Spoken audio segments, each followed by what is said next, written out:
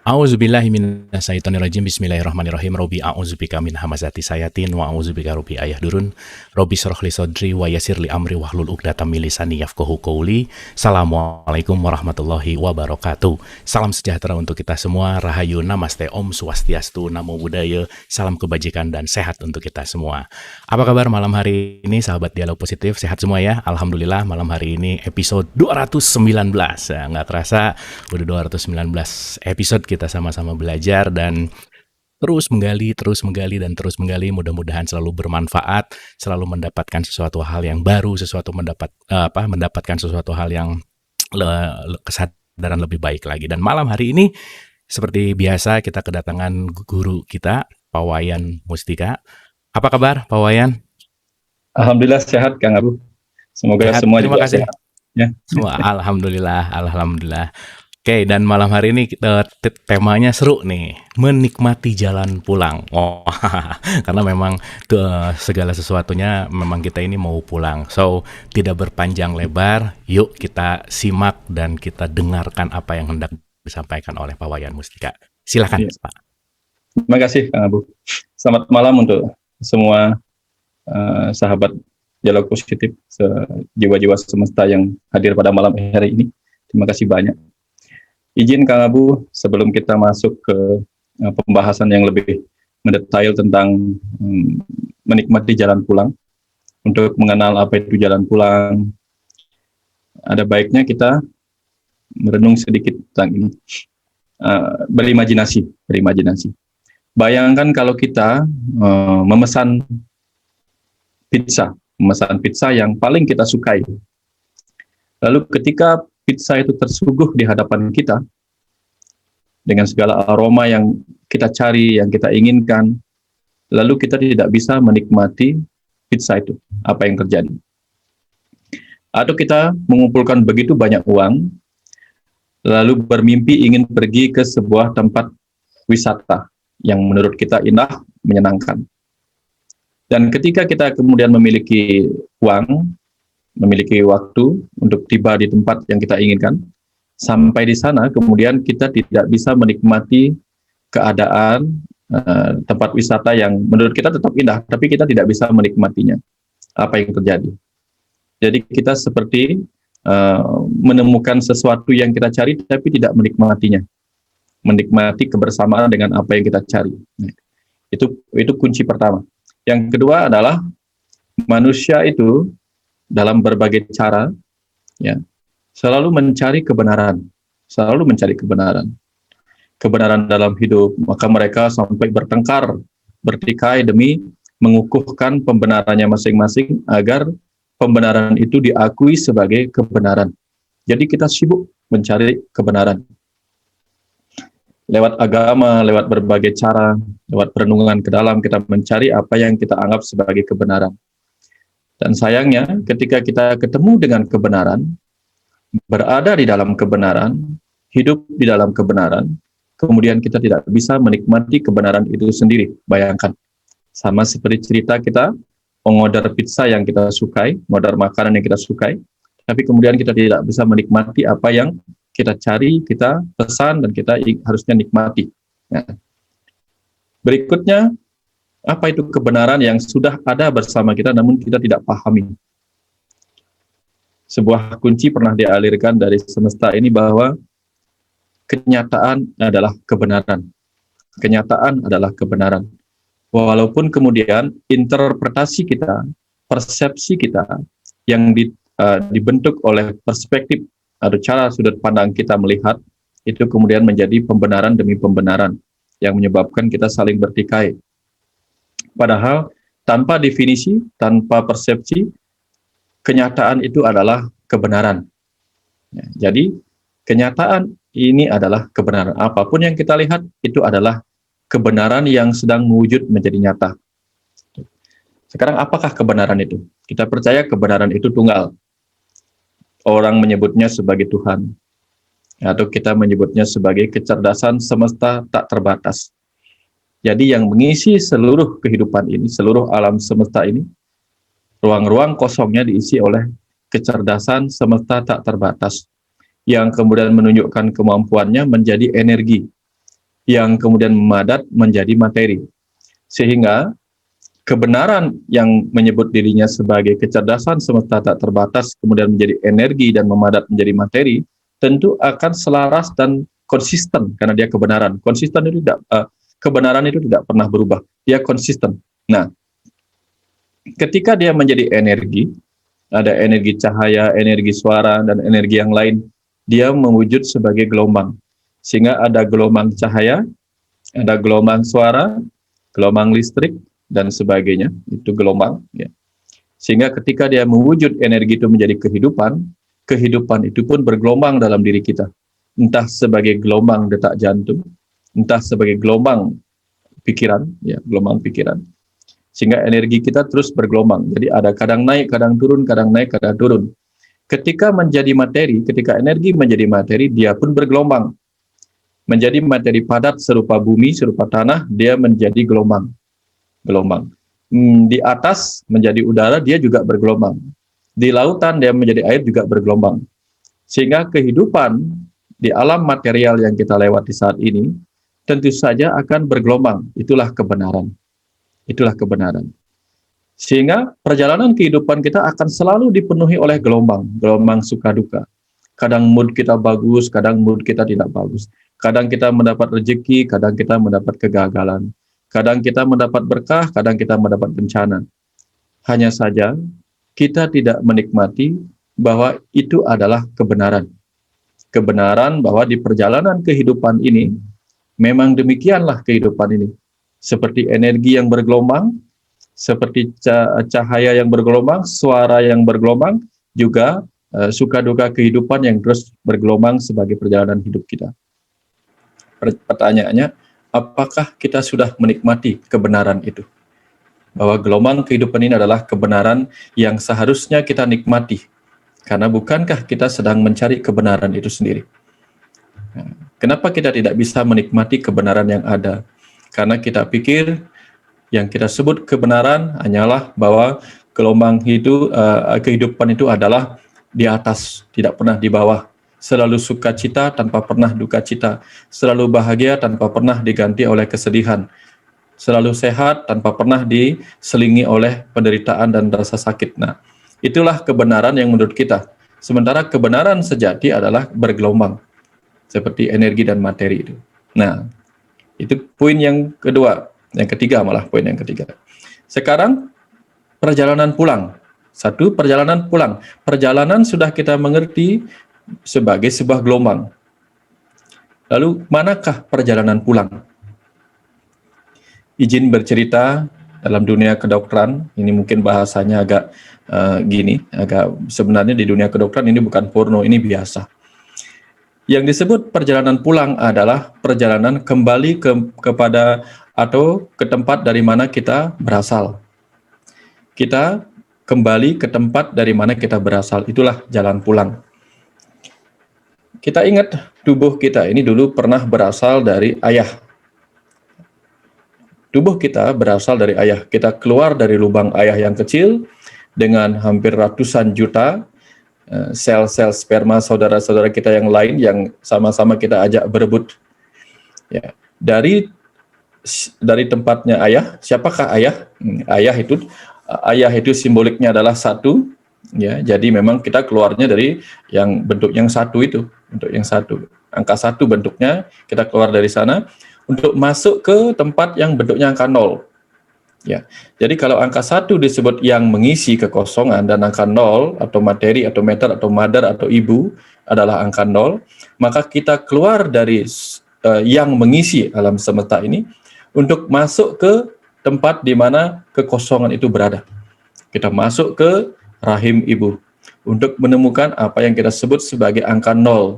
Jadi sperma itu sendiri keluar dari angka 1, bentuknya seperti angka 1 yang bisa bergerak dengan kepala dan sebagainya.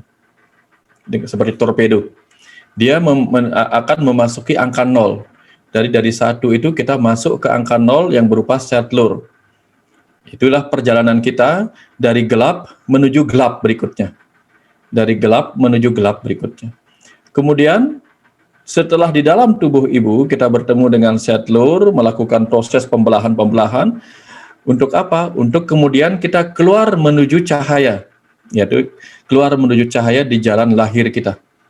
Sehingga nanti begitu kita dari alam yang terjebak di dalam ruangan yang sempit, terbelenggu oleh tali pusat, dan benar-benar melekat kepada tubuh ibu, ya, tanpa kemelekatan terhadap tubuh ibu kita akan mati, tapi kita mengizinkan diri kita untuk tumbuh matang di dalam rahim ibu, sehingga kita siap untuk pulang ke asal kita, yaitu ke rumah cahaya, yaitu di luar ketika kita terlahir. Rumah cahaya itu adalah di luar di bumi ini ketika kita keluar dari lubang gelap dari tubuh ibu. Ya, tubuh ibu. Ibu adalah bumi. Jadi, kelak pun ketika kita pulang nanti, kita akan meninggalkan ruang gelap rahim bumi ini. Ruang gelap. Ruang gelap di rahim bumi ini artinya tempat di mana kita terbelenggu, ya, terbelenggu oleh ikatan kita kepada bumi ini. Karena kita mendapatkan sumber-sumber kehidupan kita, energi kita dari bumi ini, dari ibu. Seperti bayi di dalam kandungan mendapatkan energi dan kehidupannya dari ibunya.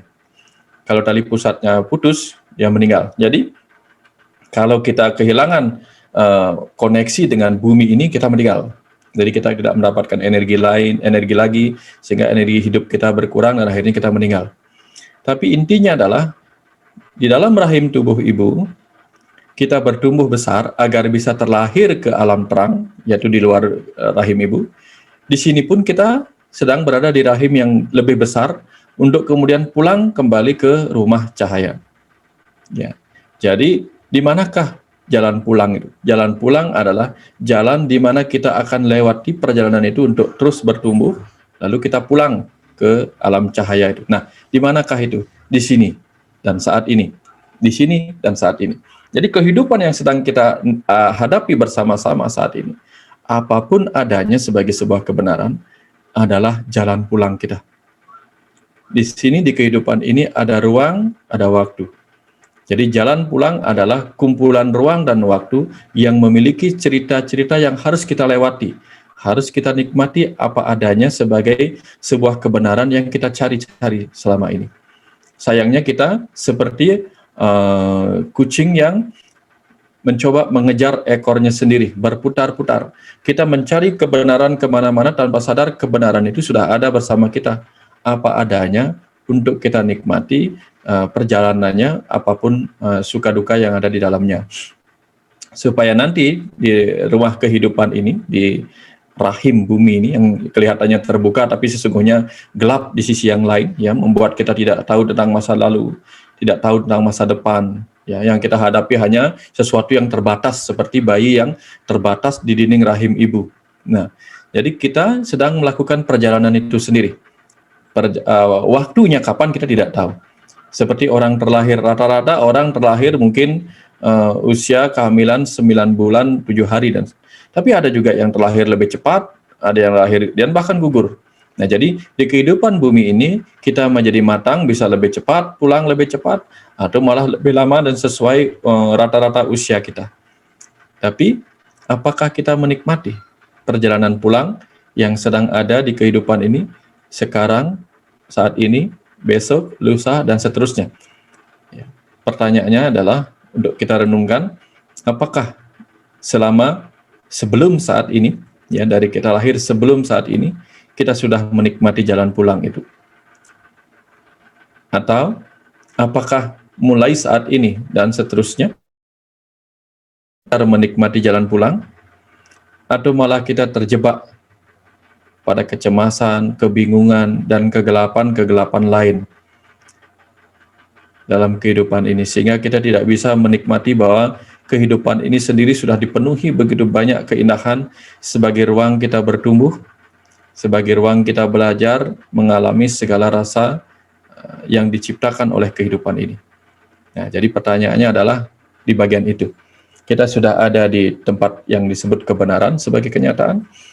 Kita sudah ada di jalan yang benar, ya, karena ini semua kebenaran, maka kita sudah ada di jalan yang benar. Tapi apakah kita sudah menjalaninya dengan benar? Ya, itu pertanyaan pentingnya. Kehidupan ini adalah kebenaran. Dia adalah perjalanan pulang yang memang sudah benar. tapi apakah kita sudah menjalaninya dengan benar? Nah, ini ada kisah yang bagus, Kak. Ada kisah yang bagus.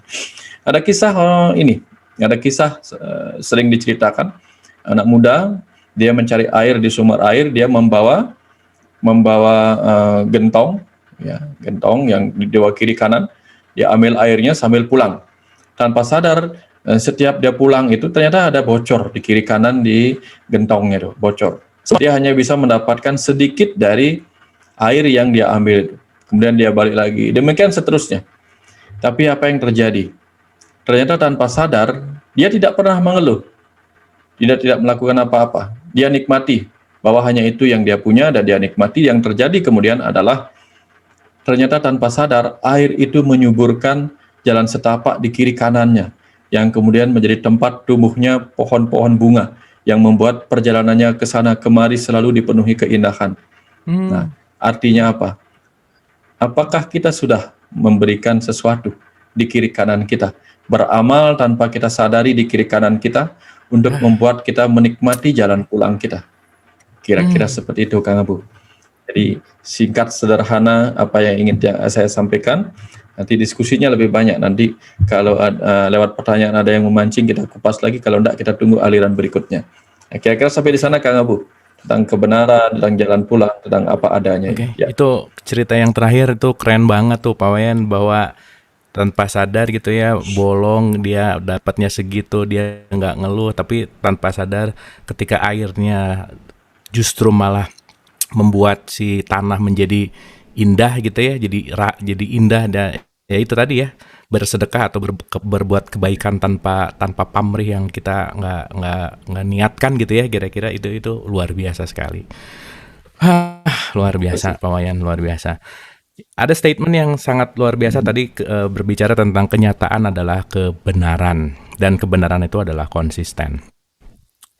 Yang jadi pertanyaannya gini Pak Wayan, tadi energi itu berbicara menuju kepada gelombang. Gelombang di situ biasanya bisa jadi moodnya bagus, moodnya jelek, apa dan seterusnya gitu ya, karena gelombang tuh bermacam-macam gitu. Nah, konsistensi kita untuk tetap ada di jalur cahaya itu kira-kira menjaga konsistensinya gimana Pak Wayan? Cara menjaga itu tentu ya. Jadi pada dasarnya, maaf Kang Abu suaranya bergema. Jadi pada dasarnya manusia itu menginginkan dirinya berjalan di jalan cahaya. Pada dasarnya demikian. Karena kalau orang itu berada dalam kegelapan, dia kehilangan banyak fungsi-fungsi yang lain. Bahkan dia harus mengaktifkan fungsi-fungsi yang lain. Sehingga orang itu sesungguhnya dibuat rindu dengan cahaya itu sendiri. Makanya ada dalam ilmu psikologi yang sempat disampaikan orang Barat itu pernah. Dia mengatakan tentang sadness syndrome atau sad syndrome. Jadi sindrom kesedihan. Sindrom kesedihan yang sering muncul ketika matahari tidak bersinar pada pagi hari karena ada awan, ada mendung gelap dan sebagainya. Itu biasanya kita kehilangan energi, kita kehilangan semangat, kita kehilangan ini dan merasa bersedih. Nah, makanya sampai di luar negeri itu ada liburan musim panas, karena di sana dia bisa menikmati cahaya matahari karena yang tadinya banyak tertutupi oleh salju dan sebagainya, ada mendung-mendung yang seperti ini oleh musim. Jadi pada dasarnya cahaya itu merindukan cahaya, cahaya merindukan cahaya. Seperti api, kenapa api selalu mengarah ke atas? Karena sumber api yang terbesar dari bumi ini ada di matahari. Ya. Maka dia merindukan sumber cahaya itu sendiri, dia ke atas. Cahaya akan merindukan cahaya. Dan kita di dalam ini adalah makhluk cahaya, sehingga kita merindukannya.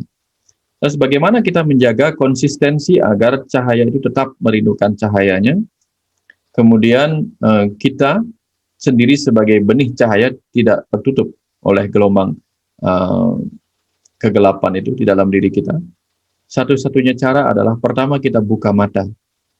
Pertama kita buka mata. Kalau tanpa kita buka mata, maka kita tidak akan menangkap cahaya dengan sempurna. Tanpa membuka mata, kita tidak bisa menangkap cahaya dengan sempurna.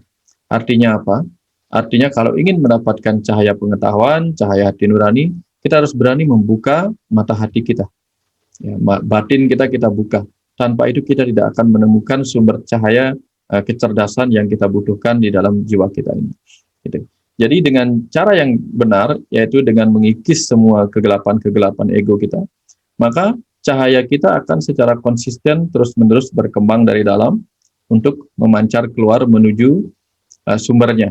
Nah, kira-kira seperti itu, Kang Abu. Intinya adalah kita belajar untuk mengikis kabut-kabut kegelapan ego kita yang biasanya yang bersifat negatif biasanya. Ya. Sama seperti kisah Pandawa dan Korawa di Mahabharata. Korawa ada 100 sifat-sifat dianggap sifat-sifat buruk. Dia terlahir dari ayah yang buta, ibu yang membutakan dirinya. Artinya apa? Gelap mata, gelap hati. Sehingga lahirlah ego-ego yang negatif seperti Dursasana, Duryodhana. Nah, jadi artinya kalau kita tidak ingin itu, kita tetap ingin bersama dengan hati nurani atau Krishna, kita harus berjalan di jalan yang positif. Sehingga kita bisa menikmati. Jadi di istana, para Pandawa bisa menikmati istana. Ketika terusir keluar dan tinggal di tengah hutan, mereka menikmati perjalanan di tengah hutan selama 12 tahun. Jadi dia bisa menikmati. Karena apa? Karena dia ditemani oleh Krishna atau kita ditemani oleh hati nurani kita, jiwa kita masing-masing. Nah, jadi kalau kita izinkan diri kita tetap berada bersama jiwa kita, kesadaran jiwa kita, maka dengan mudah kita akan menikmati gelombang kehidupan ini dalam perjalanan kita pulang menuju cahaya itu. Kira-kira seperti itu, Kang Abu. Kira-kira seperti itu. Ya. Oke, terima kasih Pak Wayan, luar biasa. Luar biasa. Intinya kembali kepada bagaimana kita meregulasi ego sebetulnya ya Pak Wayan, kesadaran kita ke dalam dan balik lagi bagaimana kita tetap sadar ujung-ujungnya kepada kesadaran. Ini ada pertanyaan menarik Pak Wayan. Teman-teman, Ibu dan Bapak semuanya sahabat Dialog Positif, seperti biasa ya kita langsung dialog aja nih, langsung ada pertanyaan, langsung kita ngobrol-ngobrol langsung seru gitu ya kira-kira ya. Ini ada pertanyaan langsung menarik begini Pak Wayan. Bagaimana mempresentasikan arti kematian itu sendiri? Karena selama ini kematian diidentifikasikan sebagai ketakutan, kesedihan, dan berkabung. Bagaimana esensi kematian itu sesungguhnya, Pak Wayan? Mohon penjelasannya, silakan. Ya, terima kasih. Kita terjebak kepada pengajaran-pengajaran tentang kematian sejak kecil. Sejak kecil kita terjebak pada hal itu. Bayangkan kalau kita misalnya naik mobil, kita dalam perjalanan dengan mobil itu melewati badai, melewati apa saja, tapi akhirnya kita tiba sampai di rumah. Apakah kita akan merasa kecewa kalau akhirnya kita keluar dari mobil ya untuk masuk ke rumah kita sendiri? Mungkin tidak. Mungkin kita bahkan akhirnya merasa terbebas dari ruang kecil di dalam mobil itu. Kemudian kita bisa menikmati rumah kita yang mungkin lebih luas. Nah, bayangkan kalau tubuh ini adalah kendaraan yang kita pakai melewati perjalanan ruang dan waktu sejak lahir sampai kita tiba kematian nanti. Seharusnya melepaskan tubuh ini adalah sesuatu yang seperti melepaskan kendaraan yang kita pakai untuk melewati perjalanan hidup ini. Cuman sayangnya kemudian sejak kecil kita didoktrin oleh rasa takut bahwa jika kita dipenuhi dosa, jika kita memiliki dosa, maka kita akan mencapai neraka. Kita akan masuk ke dalam neraka kalau kita berdosa. Kalau kita berbuat baik, kita mendapatkan surga. Sayangnya, kita tahu semua bahwa tak ada satupun manusia, apalagi kita, yang benar-benar terbebas dari dosa. Tak satupun dari kita yang benar-benar merasa diri terbebas dari dosa. Sehingga dengan demikian pasti jauh di dalam diri kita teringat pada ajaran itu bahwa dosa akan membawa kita pada neraka. Kita yakin bahwa suatu ketika betapapun juga kita pasti akan sempat melintasi neraka itu sendiri. Sehingga apalagi ditambah dengan hal-hal yang menakutkan, cerita-cerita menakutkan tentang neraka, tentu saja kematian menjadi sesuatu yang menakutkan. Kemudian ada dua orang kemudian melakukan pilihan terhadap menghindari neraka itu, yaitu dengan egonya, fight or flight, mencoba melarikan diri dari neraka, yaitu dengan berbuat amal sebanyak-banyaknya demi surga, ya, agar dia dapat menjauh dari neraka dengan berbuat amal sebanyak-banyaknya. Tetapi itu pun tidak menyelesaikan masalah, karena dia pasti merasa setidak-tidaknya pernah berbuat dosa. Nah, dia mencoba flight tapi gagal. Yang mencoba fight kemudian melakukan perlawanan, bahwa saya tidak takut mati.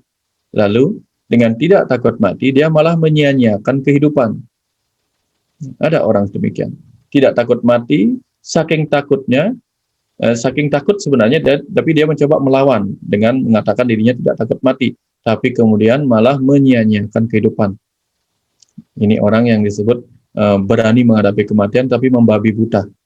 Padahal di jalan yang benar, ia yang berani menghadapi kematian akan berani menghadapi kehidupannya dengan sebaik-baiknya. Ia yang berani menghadapi kematian akan berani menghadapi kehidupannya dengan sebaik-baiknya. Nah, jadi intinya adalah kalau kita ingin memahami hakikat kematian itu, kita hanya perlu melihatnya dengan cara yang berbeda dengan apa yang pernah diajarkan sejak kecil, yang mungkin menjadi framing-framing yang menakutkan di batin bawah sadar kita. Sehingga kita mencoba melihat bahwa kematian itu hanyalah perpisahan dari sang hidup, ya, untuk meninggalkan kendaraan yang sifatnya sementara, yang pernah ia pinjam dari kehidupan bumi ini, yang ia sebut sebagai tubuh, yang kelak ketika tiba saatnya selesai ia gunakan oleh sang hidup ini dalam perjalanan melewati suka duka untuk pembelajaran dan menikmati kehidupan ini, akhirnya harus ia lepaskan ketika harus pulang ke rumahnya. Jadi ini hanya kendaraan. Cuman dari kecil kita diajarkan untuk melekat kepada kendaraan ini. Bayangkan, jangan kata tubuh sebagai kendaraan, bahkan kendaraan-kendaraan duniawi saja, ya, mobil, kendaraan, itu saja sudah bisa melekat, membuat kita terjebak. Jangan kata tubuh. Tubuh yang benar-benar kita cintai. Jadi itu. Nah, jadi artinya semua bersumber dari kemelekatan kita. Kemelekatan kita terhadap tubuh, sehingga akhirnya kita melupakan esensi tubuh hanya sebagai kendaraan. Yang ketika tiba saatnya harus kita tinggalkan, maka kita tinggalkan sebagai benda mati. Kita tinggalkan sebagai benda mati, sedangkan kita tetap sebagai sang hidup yang akan menemukan kembali jalan untuk mencapai kendaraan yang lain ketika masih kita butuhkan. Jika tidak, maka energi akan menjadi kendaraan kita berikutnya. Sampai kemudian energi pun tidak kita butuhkan dan kita menyatu dengan sang pengisi kekosongan di seluruh semesta ini sebagai kecerdasan semesta tak terbatas itu sendiri. Nah, jadi sekarang, ya seperti tadi ceritanya, kecerdasan semesta yang tak berwujud, yang abstrak, lalu energi, lalu materi.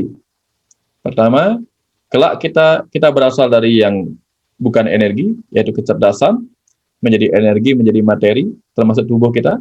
Nanti tubuh materi ini akan kita tinggalkan. Kita ada bersama tubuh energi, yang kita sebut sebagai roh yang beridentitas itu. Jiwa kita yang beridentitas berbentuk si A, si B, si C. Atau tak berbentuk, tapi ada wujud yang membentuk sesuatu, mungkin hologram dan sebagainya. Kapan kita mampu melepaskan tubuh energi ini, kita menjadi sesuatu yang kembali, yaitu kecerdasan semesta yang ada, namun hanya mengisi segala kekosongan, namun tak berwujud apa-apa. Nah, itulah hakikat diri kita, yang akan terus ada dan tak pernah tiada. Sama seperti cerita kita dulu, bahwa dulu kita tidak pernah ada, dulu kita tidak ada. Kang Abu tidak ada, tubuh Kang Abu bukan seperti saya juga tidak ada. Entah siapa dulu kita.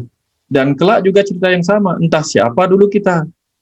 Ya, mungkin diri kita sendiri di kehidupan berikutnya tidak akan mengenal tubuh ini yang pernah kita miliki.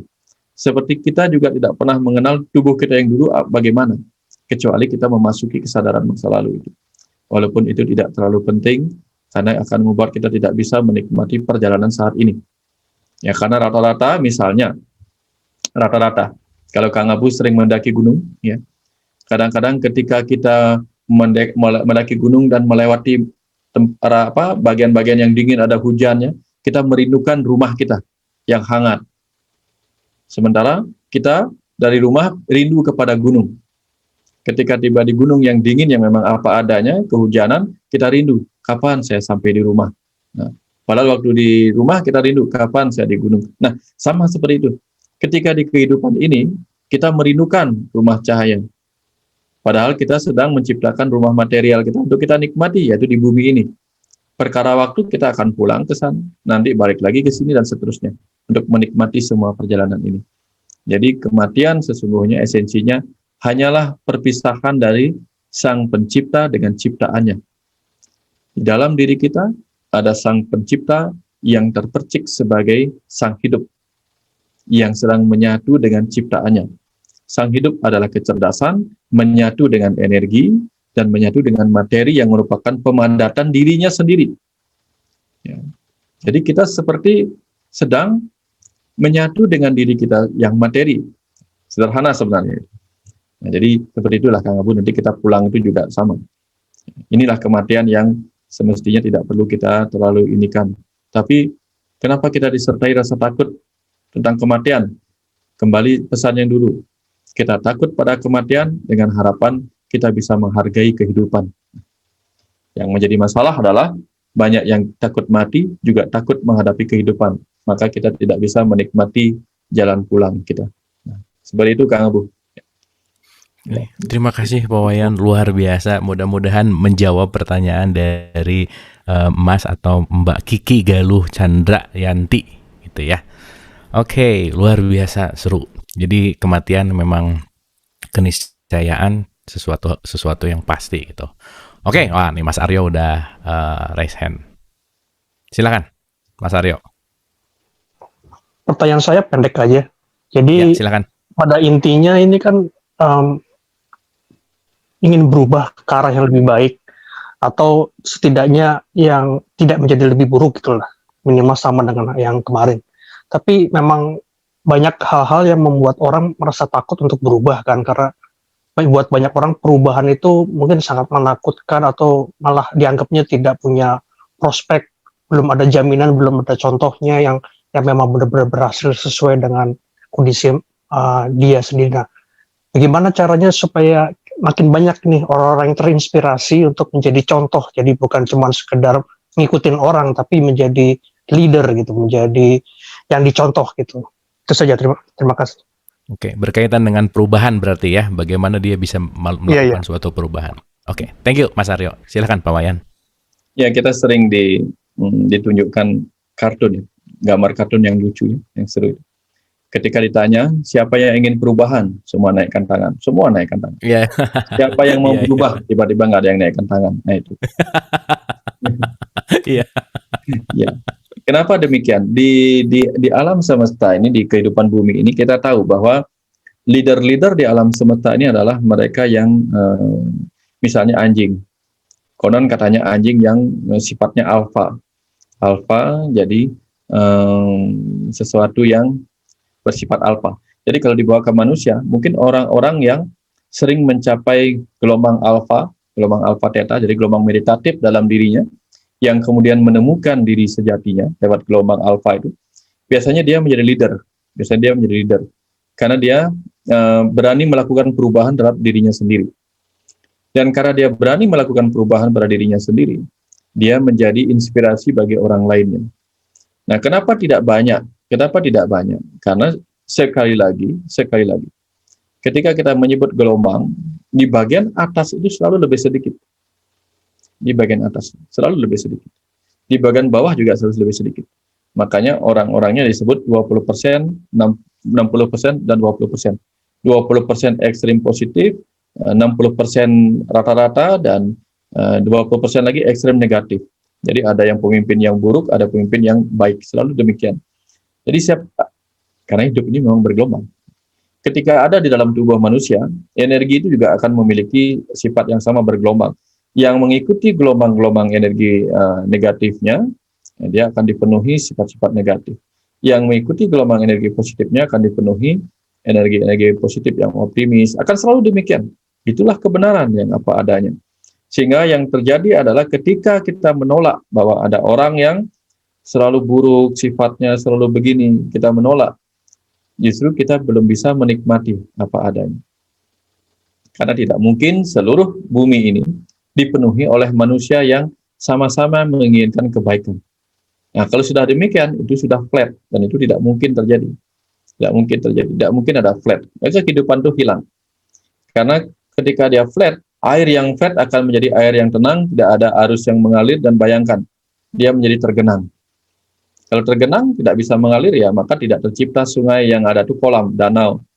Tapi begitu dia mengalir, tercipta sungai, tercipta arus, tercipta gelombang. Nah, itulah yang menyebabkan kehidupan ini menjadi dipenuhi gairah.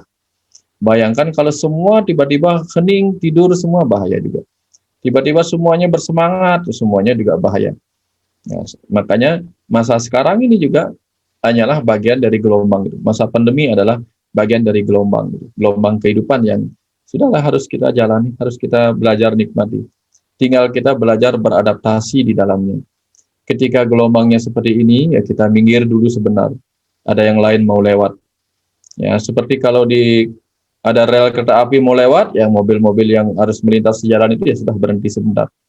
Ini ada musim virus yang mau lewat, musim pandemi. Sudah, biarkan dia lewat. Dia pasti akan lewat. Karena apa yang berawal itu akan berakhir. Apa yang berawal akan berakhir. Kita berawal, kelak kita juga akan berakhir. Kelak kita akan juga berakhir. Dan kemudian berawal lagi dengan situasi yang berbeda, dengan pelajaran yang berbeda. Sehingga bagaimana kita mencoba menjadi leader selalu dimulai dari diri kita sendiri, menjadi leader bagi diri kita.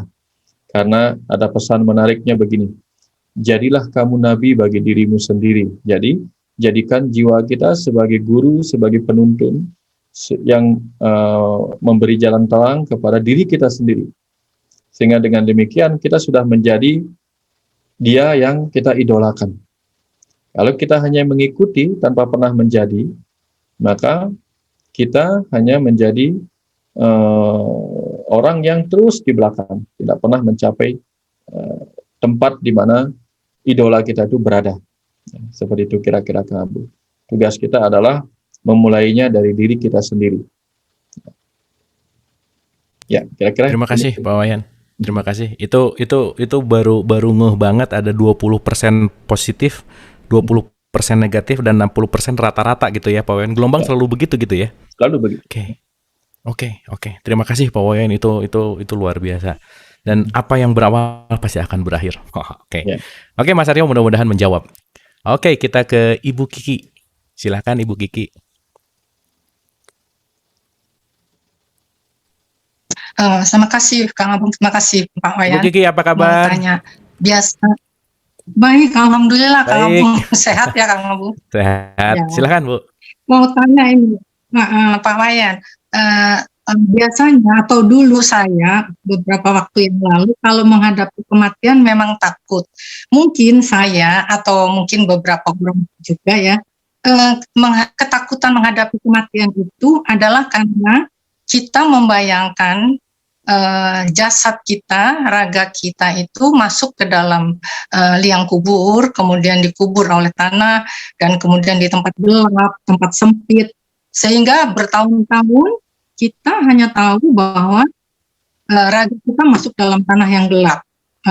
Terutama kalau kita, tapi sekarang dengan berjalanan itu bahwa kita sudah makin belajar spiritual, sudah tahu bahwa yang hanya itu raga masuk ke dalam tanah, di tanah kusir, tapi jiwa kita akan kembali ke alam lain. Kita sudah mulai, saya terutama sudah mulai berani memahami bahwa kita nantinya ke alam lain. Tapi kepada anak-anak saya misalnya yang sudah anak-anak, bukan anak kecil, bukan balita, tapi yang sudah menikah, yang sudah dewasa, yang belum terlalu paham tentang adanya jiwa yang harus bertanggung jawab, karena itu hanya raga yang masuk ke dalam tanah, itu butuh proses dulu untuk benar-benar memahami antara jiwa, raga, jasad gitu. Sehingga bagaimana caranya kita mengajarkan kepada anak-anak perlahan bahwa gak usah takut menghadapi kematian, bahwa carilah bekal itu, sehingga kita berani dengan tenang, dengan ikhlas menghadapi kematian itu. Pak Wayan. Jadi prosesnya itu dan mengajarkan kepada anak-anak itu bagaimana Pak Wayan? Mohon bantu penjelasan itu. Terima kasih Pak Wayan. Terima kasih Mbak Kiki. Ya, terima kasih Bu Kiki, terima kasih. Silakan Pak Wayan. Prinsipnya begini. Terima kasih sama-sama. Seperti tubuh yang pada akhirnya membutuhkan waktu untuk tiba saatnya dia lapar, kita bisa menunggunya. Kita tidak mungkin memaksa orang menjadi lapar untuk kita berikan makanan. Waktu yang akan membuatnya mencapai rasa lapar itu sendiri. Kalau dia sudah memiliki rasa lapar, disitulah baru kita bisa memberikan dia sajian makanan apapun. Ya, bahkan ketika dia sangat-sangat kelaparan, maka apapun akan dimakannya. Sederhana apapun makanan akan dimakannya. Nah, pikiran yang lapar oleh pengetahuan, oleh keingintahuan, ya, seiring waktu juga akan tiba saatnya dia memiliki keingintahuan itu. Di situ baru kemudian kita bisa memberikan dia makanan pengetahuan bagi pikirannya, entah tentang kehidupan, entah tentang kematian, entah tentang Tuhan dan sebagainya. Tapi kalau dia belum waktunya untuk rasa lapar, memasuki rasa lapar akan pengetahuan itu, biasanya yang terjadi adalah apa yang kita omongkan akan sia-sia, karena dia tidak benar-benar sedang membutuhkan itu. Dan biasanya alam akan menghadirkan rasa lapar itu, entah lewat penderitaan, entah lewat sesuatu yang membuat dia cemas akan kematian, atau atau membuat dia sangat-sangat intens untuk mencari tahu. Tapi ada cara lain, kalau memang belum waktunya dia dapat seperti itu, ada cara lain, yaitu kadang-kadang dengan memasak dan menghadirkan aroma makanan itu, ya, mungkin dia akan tergelitik atau terpancing untuk menengok, walaupun dia belum ingin makan, setidak-tidaknya menengok makanan apa yang sudah dimasak. Nah, pelajaran-pelajaran spiritual juga sama. Hanya dengan sering-sering melihat kita berbicara atau membaca pengetahuan atau mendengar sesuatu, mungkin dia tidak akan mendekat untuk ikut menikmati apa yang sedang kita nikmati sebagai makanan rohani kita. Tetapi pada intinya, setidak-tidaknya dia pernah merasakan bahwa apa yang kita sedang nikmati sebagai makanan rohani itu membuat kita bahagia. Ya.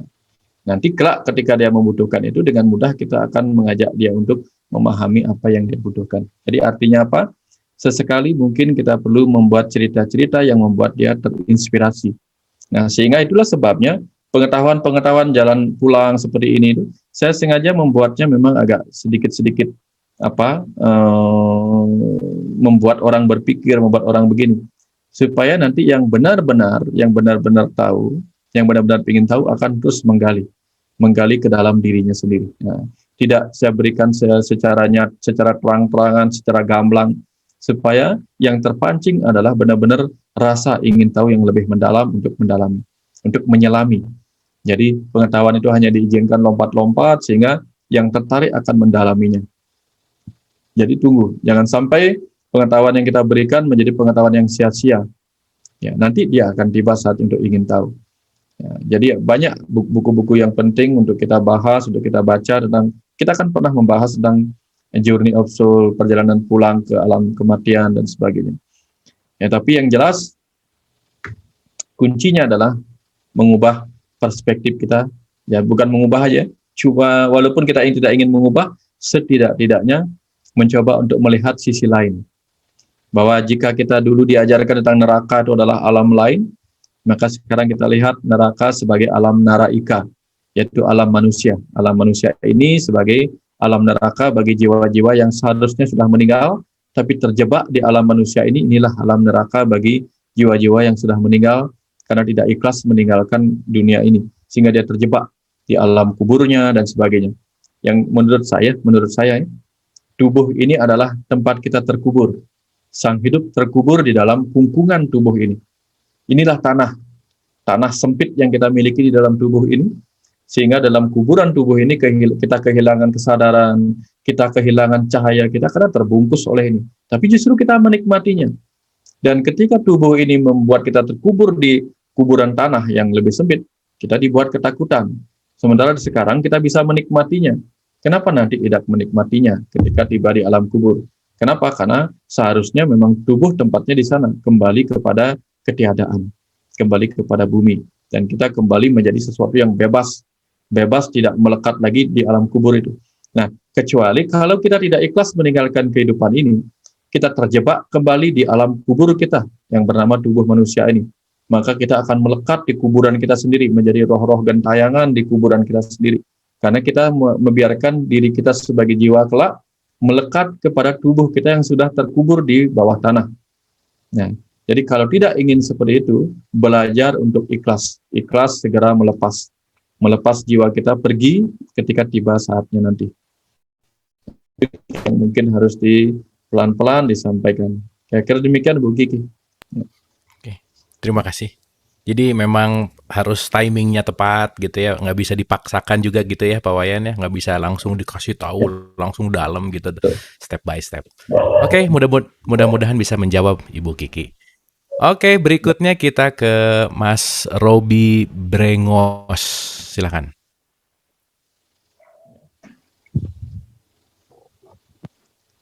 Om Swastiastu. Kedengaran kamu? Cek, Mas Robi. Halo ya, kedengaran Ya, kamu? ya silakan. Ya, Om Swastiastu, Pak Wayan, Kang Abu juga. Terima kasih kesempatan yang telah diberikan. Sebelumnya, saya berterima kasih kepada Pak Wayan yang telah hadir dalam kehidupan semesta ini, yang telah memberikan pencerahan kepada kami, jiwa-jiwa yang masih mencari jalan untuk pulang. Ada pertanyaan saya kepada Pak Wayan. Ketika kehidupan kita di dunia ini masih dalam belenggu tubuh materi ini, setelah kita menuju jalan untuk pulang, setelah kematian nanti, tentu kita yang seperti Pak Wayan sampaikan, kita menjadi tubuh energi. Nah, pertanyaannya, bagaimanakah kehidupan setelah kematian itu? Nah, kemudian ketika kita telah meninggalkan jasad ini, ada ritual yang dijalankan oleh orang-orang yang masih hidup, seperti mendoakan kita yang telah meninggal.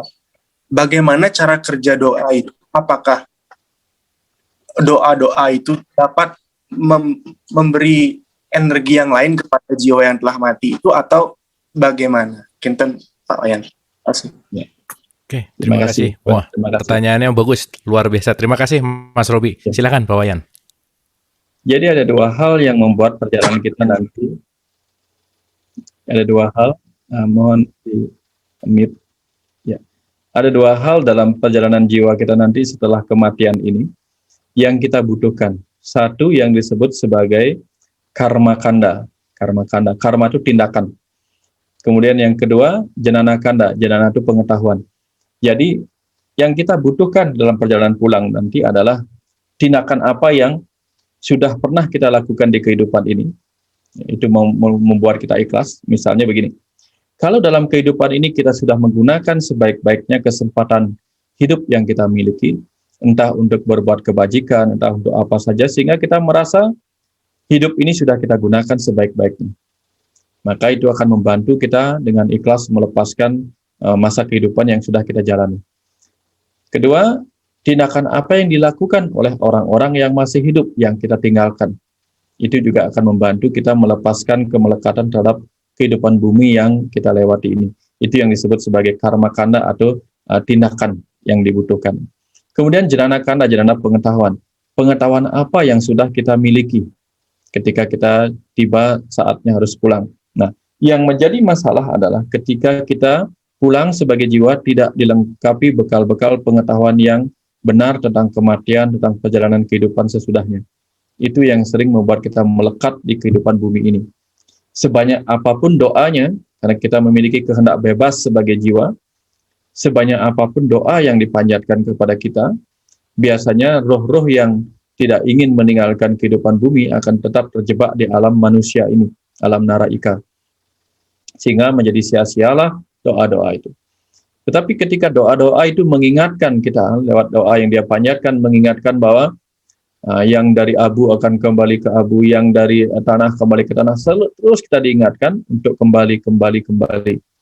Sehingga bahasa-bahasa seperti itu yang kita dengar sebagai ruh yang sudah meninggal melalui doa-doa orang yang masih hidup, itu yang kemudian mengingatkan kita bahwa kita harus pergi, kita harus melanjutkan perjalanan pulang, tidak terjebak lagi di dalam kehidupan bumi yang sudah kita tinggalkan ini. Itulah fungsi doa-doa kita. Sehingga di Bali misalnya ada upacara-upacara kematian yang dipenuhi kegembiraan, bukan kesedihan.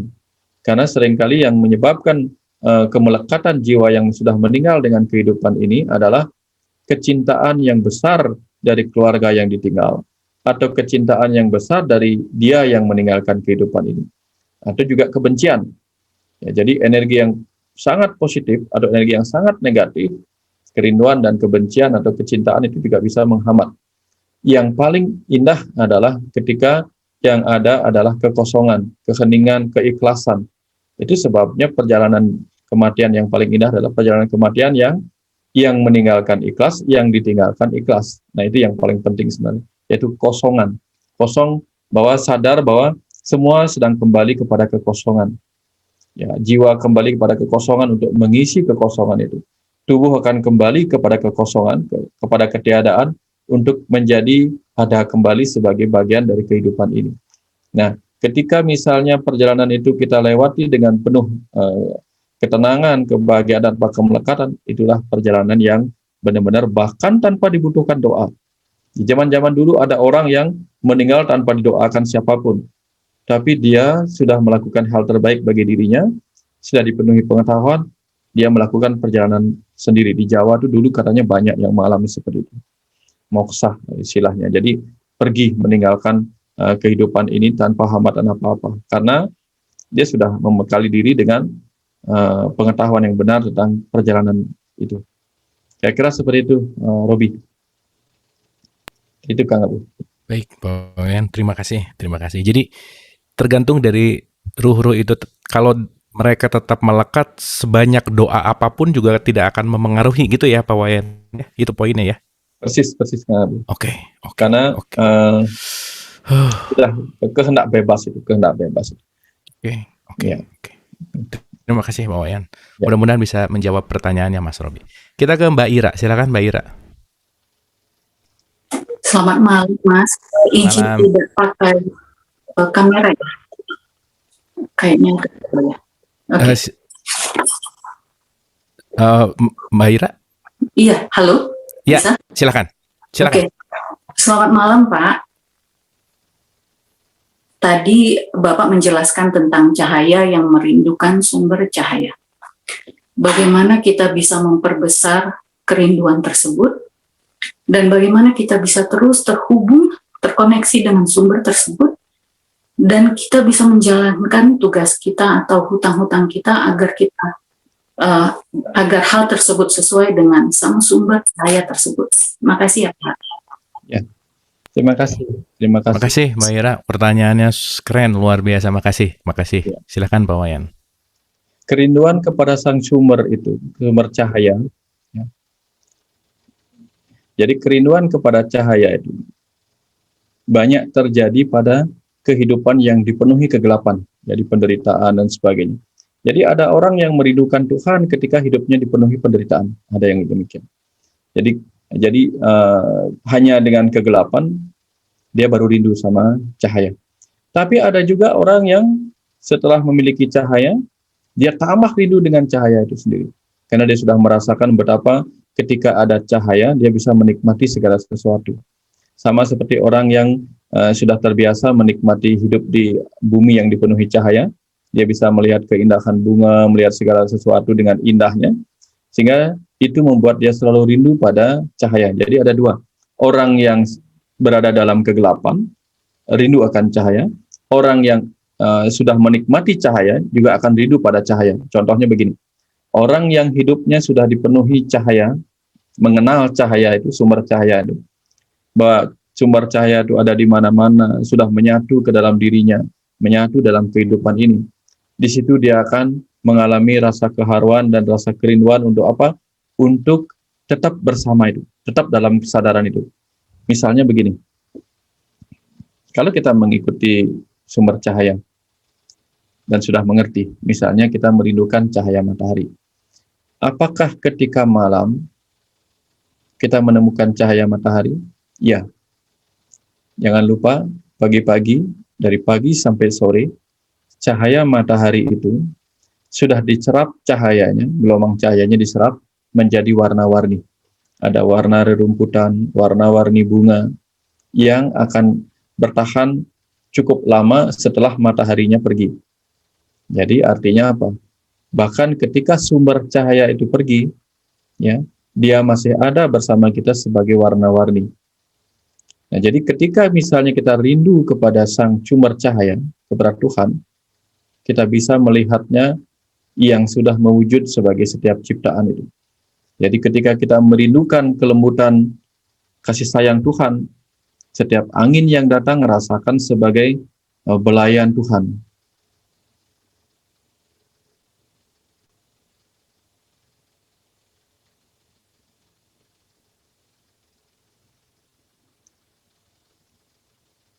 Ya.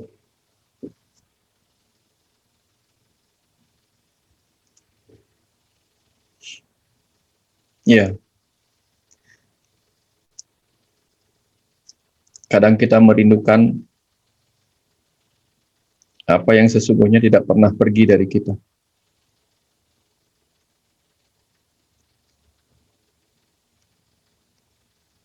Kita merindukan apa yang tidak lama atau lama tidak kita lihat. Itu yang membuat kita rindu. Kita rindu pada apa yang menurut kita terlalu lama berada jauh dari diri kita. Tapi sesungguhnya kita merindukan apa yang tidak pernah benar-benar kita perlu rindukan. Kita seperti ikan-ikan di samudra yang merindukan air. Seperti burung-burung terbang yang merindukan udara. Seperti orang yang bermadi cahaya matahari lalu merindukan kehangatan. Kita merindukan Tuhan, sang sumber kehidupan, sementara sang hidup sendiri sedang ada bersama kita saat ini. Kita merindukan sang waktu, namun kita tidak bisa menikmati setiap waktu yang sedang bersama kita. Kita merindukan apa yang sesungguhnya tidak pernah pergi jauh. Lalu, apakah kerinduan ini begitu penting? Atau sesungguhnya kita hanya perlu sadar bahwa apa yang kita rindukan sedang menggenggam kita sebagai sang hidup, sebagai sang pemberi berkah kehidupan, sebagai sang waktu yang memelihara kita lewat seteguk air, yang tetap menjaga kita lewat setiap suap makanan kita, yang selalu membelai kita dalam setiap tidur kita yang nyenyak, yang selalu menyejukkan kehidupan kita dengan udara-udara yang sejuk yang Dia hembuskan untuk menidurkan kita, dan memberi kita kehangatan pagi, memberi kita semua, lalu kita merasa merindukan Dia yang sudah selalu ada bersama kita. Itu karena kita tidak membuka mata hati kita bahwa Dia tidak pernah pergi jauh, tidak pernah kemana-mana untuk dirindukan sedemikian rupa, seakan-akan Dia berada begitu jauh, di tempat yang jauh, di waktu yang lama, dalam keterpisahan.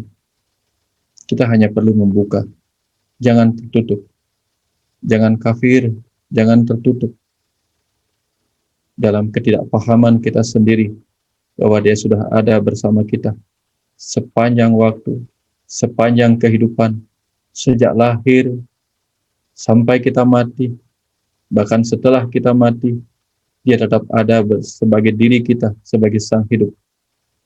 Lalu apa gunanya kerinduan? Yang lebih berguna adalah gunakan kebersamaan ini. Gunakan kebersamaan ini. Rasakan kebersatuan ini. Bahwa tak ada perpisahan yang pernah terjadi di antara sang hidup dengan ciptaannya.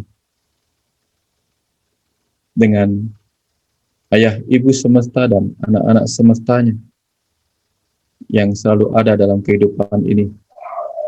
Melewati perjalanan untuk dinikmati sampai tiba saatnya pulang ke dalam kesadaran yang lebih besar, kesadaran yang ada di mana-mana. Terima kasih. Terima kasih. Terima kasih Pak Wayan, sangat indah sekali. Terima kasih. Terima kasih. Semoga bisa menjawab juga pertanyaan dari Mbak Ira. Terima kasih sekali lagi Pak Wayan. Terima kasih. Luar biasa. Luar biasa. Baik, kita ke pertanyaan lagi dari Mas Andre Yogianto nih. Selamat malam Bapak Wayan. Kenapa orang bisa kehilangan jati diri dan pupus harapannya seolah gelap kehidupannya saat dirinya depresi dan tidak dapat menerima realita pahit? Apakah bisa orang yang depresi itu dapat menemukan cahaya harapan dalam kehidupannya? Terima kasih. Silakan Pak. Terima kasih. Ya. Pada dasarnya kita sering diceritakan bahwa kita akan melewati 5 tahapan dalam kehidupan kita ini. Ketika menghadapi masalah apapun dalam kehidupan kita ini. Kita seringkali, terutama masalah-masalah yang buruk yang kita tolak, biasanya kita akan melewati fase denial, di awal menyangkal, lalu fase anger, marah-marah, lalu mencoba untuk bernegosiasi di fase bargaining, tawar-menawar. Dan ketika fase itu kita tidak berhasil lewati, di situ biasanya muncul fase depresi. Jadi rata-rata orang kalau tidak berhasil di fase bargaining, ya tidak dengan cepat masuk ke fase berikutnya, yaitu fase acceptance, penerimaan, di situ dia akan masuk ke fase depresi. Jadi fase depresi itu akan terjadi kalau kita tidak menerangi pikiran kita bahwa keadaan akan selalu lebih baik setelah gelombang kehidupan yang buruk. Kebanyakan orang itu ketika dia terpuruk, dia pikir dirinya akan terus-menerus terpuruk, selalu di bawah. Tapi kalau dia menyadari gelombang kehidupan itu akan ada tiba saatnya naik, dia akan sadar bahwa fase ini, fase depres, fase di bawah ini akan terlewati kalau dia bersemangat untuk naik kembali. Jadi apakah mungkin orang depresi bisa naik? Bisa. Selama dia meyakini sebuah perjalanan itu. Makanya dari sekarang kita siapkan diri kita untuk menyadari kebenaran itu. Bahwa akan selalu ada gelombang. Gelombang kita naik, gelombang kita terdepresi, ya, tertekan, akan lagi ada gelombang naik. Ya. Kan tekanan itu juga ada 2, tekanan ke bawah, tekanan ke atas. Ketika kita ditekan ke atas oleh kehidupan, kita menjadi sukses. Walaupun kita berusahanya tidak maksimal, begitu tekanan ke atas kehidupan ini membawa kita naik ke puncak sedemikian rupa. Tapi betapapun susahnya, berusaha kerasnya kita untuk naik ke puncak kesuksesan, ketika kehidupan gelombangnya sedang menekan kita ke bawah, kita akan terpuruk. Akan selalu demikian. Jadi santai saja. Akan tiba saatnya demikian. Jadi kalau kita sudah memiliki keyakinan akan itu, kapan saja kita memasuki wilayah-wilayah atau ruang dan waktu di mana kita terdepresi oleh kenyataan ini, siapkan waktu dengan penuh semangat untuk naik kembali. Nah, jadi kenapa orang mengalami depresi? Karena dia membiarkan dirinya berayun-ayun di bawah itu, tidak mengikuti gelombang ke atas itu.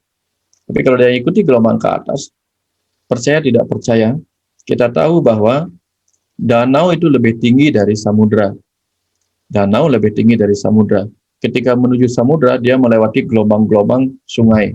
Perjalanan sampai lewati air terjun dan sebagainya untuk tiba di samudra. Ikan-ikan salmon juga sama. Tapi ketika tiba saatnya dia harus pulang, dia berani untuk melewati gelombang itu. Ketika dia harus naik, dia melompat ke atas dengan penuh semangat.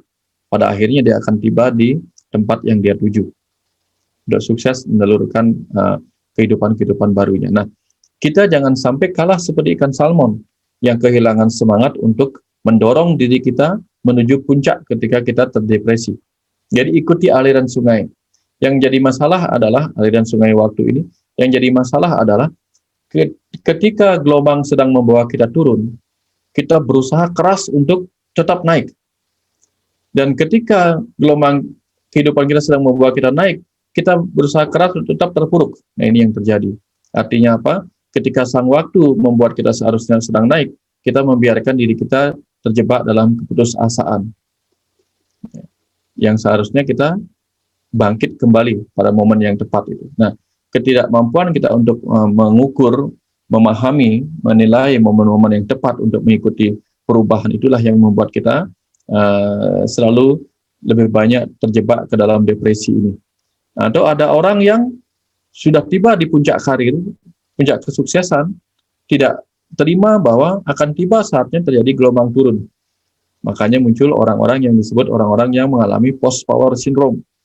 Dia tidak tahu bahwa yang namanya puncak itu akan turun. Puncak akan turun, akan selalu demikian. Kalau turun kita pertahankan dengan segala sesuatunya, kita kena post-power syndrome. Tapi kalau kita tiba saat itu turun, ya sudah, kita gunakan itu untuk berselancar sedemikian rupa di gelombang yang turun ini. Ya, makanya itu yang membuat kita bisa menikmati kehidupan ini kalau kita mampu berselancar di gelombang kehidupan ini. Ketika depresi, apa yang bisa kita lakukan? Sekarang kita sedang depresi, ya, depresi oleh pandemi misalnya. Sudah kita nikmati masa depresi ini untuk apa? Mengumpulkan bekal-bekal pengetahuan yang bisa kita kumpulkan, bekal-bekal semangat sehingga nanti ketika tiba saatnya gelombang kehidupannya kembali menuju kesehatan umumnya, kesehatan dunianya, di situ kita sudah siap untuk semangat kembali bangkit. Itu yang kita butuhkan sebenarnya. Kebanyakan kita kan, ya, life is end. Selalu kita berpikir bahwa hidup ini berakhir. Tidak. Bahkan kehidupan ini tidak pernah berakhir. Bahkan kelak ketika kita sudah menyatu dengan Tuhan pun, itu bukan akhir dari segalanya. Kehidupan akan terus bergulir. Dan kita akan terus mengisi kembali setiap ruang kosong itu. Jadi tidak pernah. Kita hanya perlu menikmati bahwa semua ini hanya perguliran yang tak akan pernah ada hentinya. Sehingga terdiam di sebuah momen yang tidak kita sukai, menyebabkan kita tergenang dalam batin yang depresi. Nah, kira-kira seperti itu. Ya. Terima kasih Pak Wayan, terima kasih luar biasa. Mudah-mudahan bisa menjawab. Kita ke YouTube, teman-teman di YouTube juga ada yang mau tanya nih tampaknya. Pertanyaannya begini Pak Wayan. Dari YouTube dari Pak Nyoman Sudarmadi. Pak Wayan, apabila seseorang sering mengalami bencana dalam kehidupannya di dunia ini, apakah itu memang sebagai hutang yang harus dibayarnya sebelum kembali pulang? Jika kehidupan seseorang mulus-mulus saja, apakah hal tersebut mencerminkan energi atau frekuensi orang tersebut sudah mendekati manusia paripurna? Jadi ada dua pertanyaan nih. Jadi yang pertama yang karena bencana, yang kedua yang mulus-mulus aja gitulah kira-kira. Silakan Pak Wayan. Ya, ada dua pilihan. Misalnya ada dua pilihan.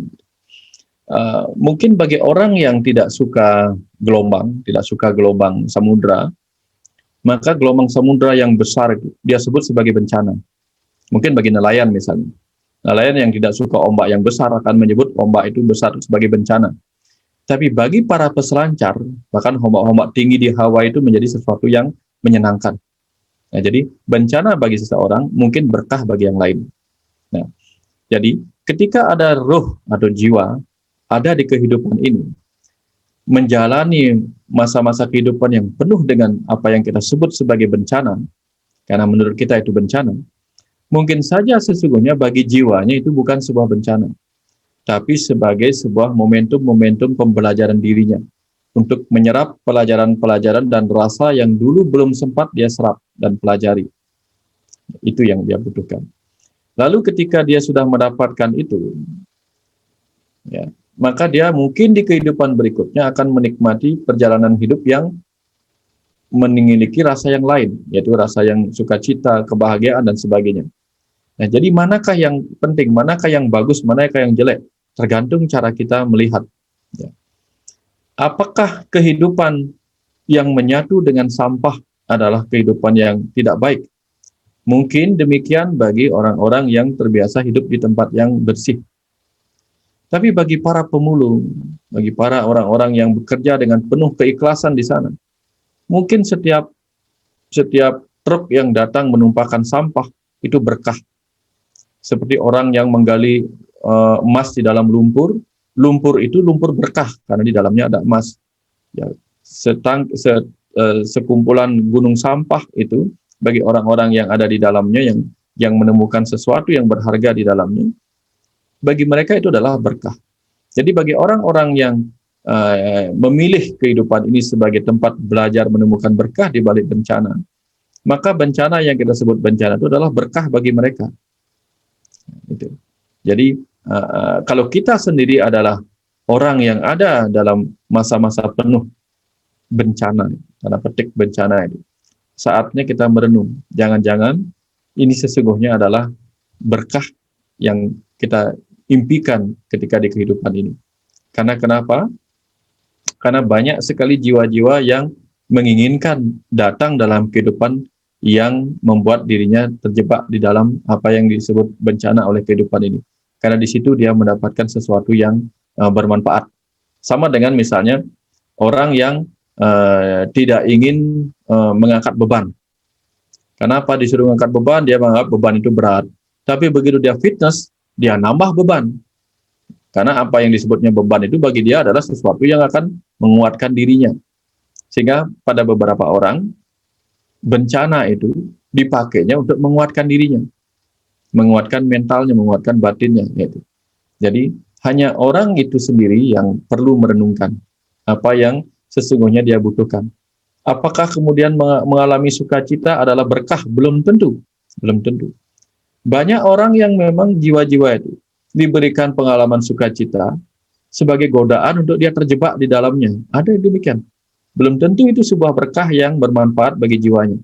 Tapi memang dia dihadirkan ke dalam kehidupan itu untuk dipancing kembali oleh skenario semesta ini. Apakah kali ini dia akan terjebak kembali dalam kehidupan? Nah, dulu misalnya.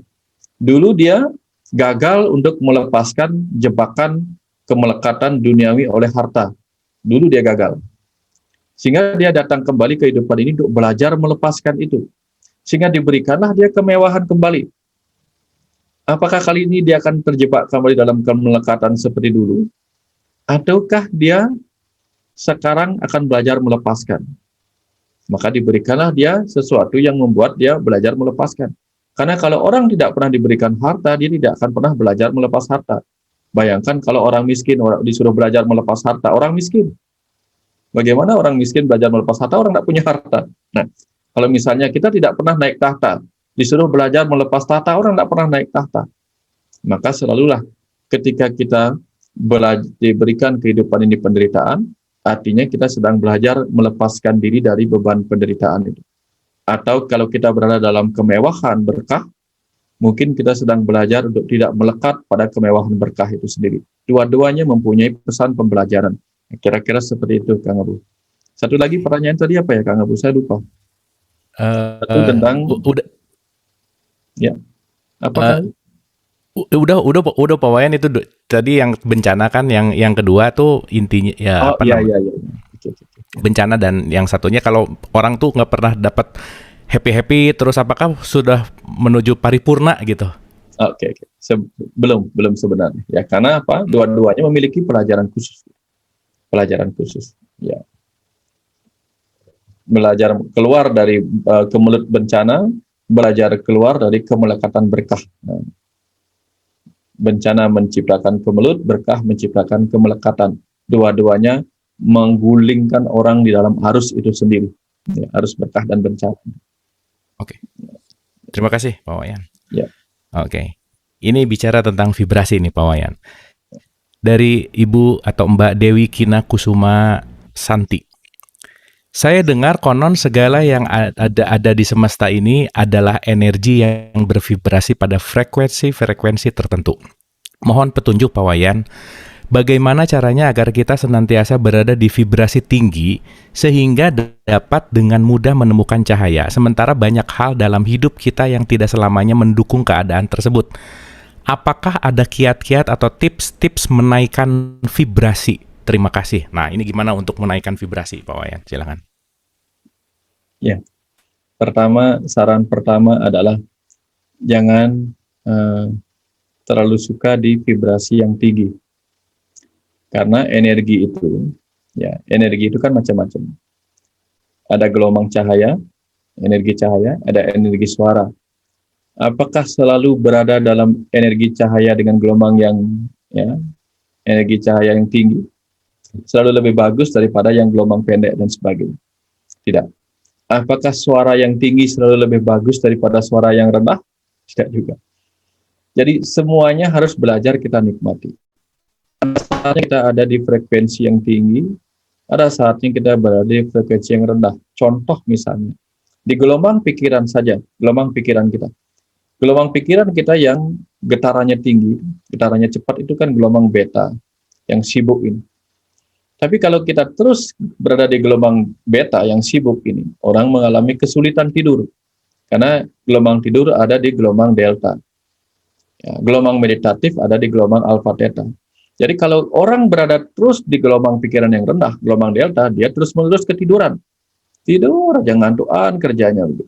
Tapi kalau dia terus-menerus di gelombang beta, dia sibuk aja mikirkan. Jam tidur masih mikirkan ini, itu, dan sebagainya. Jadi dua-duanya penting, dua-duanya perlu hidup secara selaras. Nah, frekuensi yang tinggi, apakah kita harus berada pada getaran-getaran yang tinggi? Ya, mungkin konotasinya adalah getaran tinggi itu adalah berada di getaran Tuhan yang tinggi. Karena kita pikir Tuhan itu selalu ada di tempat yang tinggi. Kalau Tuhan selalu ada di tempat yang tinggi, di frekuensi yang tinggi, dan kita tidak mungkin mencapai frekuensi yang tinggi itu, misalnya demikian, kenapa tidak minta Tuhan turun ke gelombang frekuensi yang lebih rendah? Kenapa? Karena ketika kita tidak mampu mencapai Tuhan, pasti Tuhan mampu mencapai kita. Sama dengan jadi presiden. Kalau rakyat kecil tidak bisa menemui presidennya di istana, kan mungkin presidennya sendiri turun kepada tempat-tempat di mana rakyat kecilnya berada. Jadi sesederhana itu. Jadi presiden saja mampu, gubernur saja mampu menemui rakyatnya yang kecil, apalagi Tuhan. Ketika kita tidak mampu mencapai frekuensi kesadaran yang tinggi di tempat Tuhan, biarkan Tuhan turun ke tempat kita. Sehingga menjadi petani kita bisa bertemu dengan Tuhan. Menjadi nelayan kita bisa bertemu dengan Tuhan. Ketika kita melihat Tuhan hadir di mana-mana dengan cara yang sesuai dengan diri kita. Sebab kalau kita berpikir hanya orang-orang di level tinggi yang bisa ketemu Tuhan, maka semua orang akan berlomba-lomba menjadi orang suci. Ya, kalau semua orang suci, terus siapa yang mau menjadi orang berdosa? Karena hanya orang dosa yang disebut berdosa, ternoda, akan menjadi pembanding bahwa ini disebut suci. Padahal sesungguhnya bisa jadi orang yang kita sebut berdosa, penuh noda, sesungguhnya adalah orang yang suci. Tanpa kita mengerti di baliknya. Kecuali kita bisa menemukan kesucian di dalam itu. Karena mungkin saja orang-orang yang kita sebut berbuat buruk itu, ya, yang akan mengambil neraka itu, mungkin saja sesungguhnya dia yang mengambil jatah kita di neraka, sehingga jatahnya di surga diberikan kepada kita. Artinya dia mengambil penderitaan itu untuk membuat kita bahagia. Ya, sama dengan misalnya ada Gojek itu misalnya. Gojek mengantarkan membelikan kita makanan di luar ke sana kemari dalam panas, dalam hujan, dan kita menikmatinya. Jadi dia mengambil beban kita dan kita menikmatinya. Tapi dia mendapatkan apa yang kita inginkan. Nah, seperti itu kira-kira artinya bahwa semua orang itu ada fungsinya. Frekuensi tinggi, frekuensi rendah ada fungsinya. Ya, dalam kesadaran yang tinggi, dalam kesadaran yang rendah, semuanya ada. Itu sebabnya ketika Tuhan sebagai kecerdasan semesta menjadi energi, selalu ada energi rendah, ada energi tinggi. Semuanya ini. Ada saatnya matahari hangat, ada saatnya matahari terik. Nah, pilih yang mana? Apakah selalu kita butuhkan matahari yang terik? Nanti kita terbakar. Tapi kalau mataharinya selalu hangat di pagi hari, jemurannya tidak kering-kering. Nah, selalu ada momen bermanfaat. Ada bagian yang bermanfaat, ada yang di momentumnya masing-masing. Jadi tugas kita adalah belajar untuk menemukan keindahan dalam setiap frekuensi vibrasi itu. Entah tinggi, entah rendah, entah sedang, entah apapun. Kalau sudah demikian, maka kita bisa menikmati keberadaannya di mana-mana dalam setiap frekuensi itu sendiri. Kira-kira seperti itu. Oke.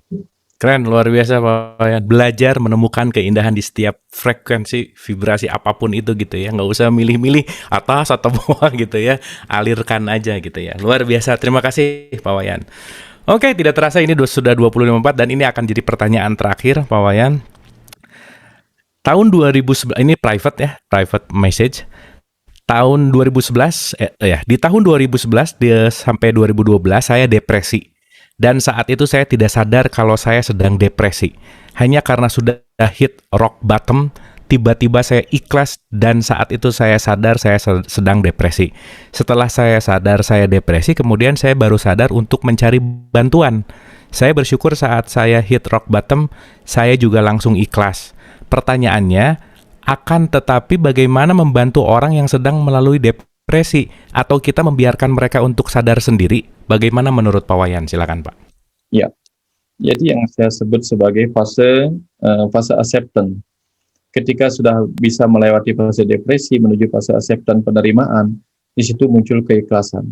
Karena keikhlasan adalah ya perasaan yang mampu menerima segala dualitas dengan rasa yang sama. Itu yang disebut keikhlasan. Ketulusan adalah perasaan yang sama dalam melakukan sebuah tindakan. Sama itu kosong. Sama-sama entah akan diberikan terima kasih, entah tidak, sama-sama tetap akan melakukan. Itu yang disebut ketulusan, tidak mengharapkan apa-apa. Ketika menerima dengan apa adanya, dengan cara yang sama, itulah disebut keikhlasan. Orang yang mampu melewati fase depresi, mencapai masa keikhlasan itu adalah karena sudah terbuka batinnya untuk menerima. Lalu setelah bisa mengalami itu, apa yang bisa dilakukan kepada orang-orang yang sedang mengalami depresi? Jangan lupa, kalau depresi itu adalah gelap, yang bisa dilakukan adalah pancarkan cinta kasih kita. Pancaran cinta kasih yang bisa kita berikan kepada orang-orang yang sedang depresi cukup sederhana, yaitu dengan bahkan jika kita hanya bisa diam, diamlah dengan penuh empati. Diam dengan penuh empati. Jika kita bisa berbicara, ya, atau belum bisa berbicara, hanya bisa memandang, pandanglah dengan penuh empati. Karena seperti tadi, yang kita sebut energi yang memberi semangat, energi spiritual itu energi cahaya, ya. Mata kita bisa memancarkan energi cahaya. Dari kecerdasan memancarlah energi cahaya, memancar energi suara. Dari kecerdasan. Nah, jiwa kita adalah percikan kecerdasan semesta tak terbatas. Jika ingin membantu orang depresi, pancarkan energi cahaya lewat mata kita yang penuh empati. Ketika kita belum bisa berbicara. Begitu kita bisa berbicara dengan energi suara kita, pancarkan energi suara kita yang penuh empati juga. Itu yang biasanya membantu orang-orang yang membantu orang-orang yang sedang terjebak dalam depresi. Dan jangan lupa, semua panca indera kita ini bisa menangkap dan bisa menyalurkan energi. Mata kita bisa menangkap energi cahaya dari luar dan juga bisa memancarkan energi keluar lewat tatapan yang penuh empati. Telinga kita bisa memancarkan energi, menyerap energi cahaya, energi suara yang penuh cinta kasih. Juga dia bisa memancarkan keluar energi suara yang penuh cinta kasih lewat kata-kata kita. Tangan kita bisa menyerap, merasakan energi yang ada di alam semesta ini. Energi hangat, energi dingin bisa kita serap lewat tangan kita. Dan lewat tangan yang sama ini kita bisa memancarkan menjadi sentuhan yang penuh kehangatan dan penuh empati kepada orang-orang yang sedang depresi. Kita memiliki semua kemampuan itu. Semua orang memiliki kemampuan itu. Tapi kita hanya belum benar-benar belajar menggunakan bagaimana tangan kita, mata kita, telinga kita, bibir kita pancarkan menjadi energi yang penuh empati dan cinta kasih kepada orang-orang yang sedang mengalami itu. Sehingga kalau kita mengatakan, saya tidak bisa bicara banyak, tidak usah bicara banyak. Hanya dengan tatapan mata dan sentuhan tangan yang penuh cinta, itu bahkan bisa menggetarkan orang yang sedang mengalami depresi. Karena kita tidak sedang berbicara kepada pikirannya. Yang ada adalah pembicaraan antara jiwa dengan jiwa. Jiwa yang sedang bervibrasi besar dengan jiwa yang sedang kehilangan vibrasi semangatnya. Itu yang bisa dilakukan kepada orang-orang yang sedang mengalami depresi. Kira-kira seperti itu, Kang Abu. Kita semua mampu untuk itu. Ya. Baik, terima kasih Pak Wayan. Luar biasa, superb, luar biasa. Boleh tepuk tangan nih Bodo dan Bapak malam hari ini. Wah, kenyang ya kita malam hari ini, kenyang banget deh pokoknya. Kenyangnya malam hari ini mendapatkan banyak sekali pencerahan. Seperti biasa Pak Wayan mengakhiri episode 200 berapa nih hari ini 219 memohon untuk mengalirkan pesan semestanya, silahkan. Izin share screen kalau begitu Kang Abu, dan izin untuk teman-teman semua kita hening sejenak, menyatukan diri kita dengan sang waktu, kita mute semua, biarkan semesta yang bicara pada kita bersama. Kita dengarkan lantunan musik pengantar kita memasuki keheningan.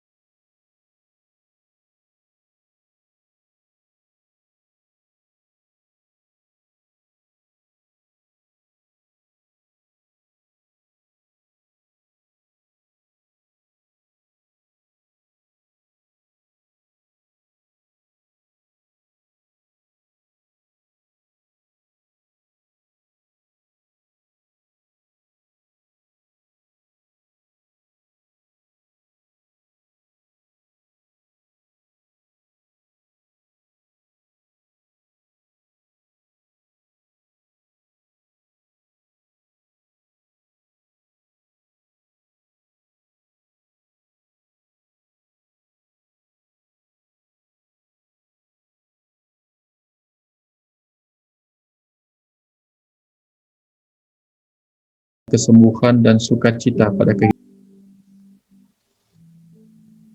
Alhamdulillah. Terima kasih Pak Wayan, alhamdulillah. Terima kasih, dan terima kasih. Terima kasih untuk semua Terima kasih. jiwa Terima kasih. penuh kerinduan pada Tuhan. Terima kasih.